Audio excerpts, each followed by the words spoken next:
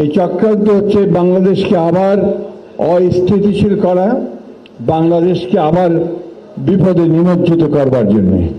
এবং বাংলাদেশের যে প্রতিষ্ঠানগুলো রয়েছে, যে প্রতিষ্ঠানগুলো এখনো বাংলাদেশের স্বাধীনতা সার্বভৌমত্বের ক্ষেত্রে, তার রক্ষার ক্ষেত্রে অত্যন্ত গুরুত্বপূর্ণ প্রয়োজনীয়, তাদেরকেও বিতর্কিত করে ফেলা হচ্ছে। বিশেষ করে সেনাবাহিনীকে বিতর্কিত করা হচ্ছে।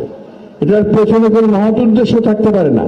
এটার পিছনে উদ্দেশ্য একটাই, ঠিক অতীতে ফ্যাসিস্ট সরকার আমলে যেভাবে বাংলাদেশের স্বাধীন সার্বভৌমত্বকে বিপন্ন করা হয়েছে, আজকে আবার বাংলাদেশের স্বাধীন সার্বভৌমত্ব যেন বিপন্ন হয়, আমরা যেন আবার অরক্ষিত হয়ে পড়ি। আমাদের সেই দেশপ্রেমিক সেনাবাহিনী, যারা দেশের প্রতিটি গুরুত্বপূর্ণ মুহূর্তে জাতির পাশে এসে দাঁড়িয়েছে, তাদেরকে আজকে আবার বিতর্কিত করার একটা হীন প্রচেষ্টা শুরু হয়েছে।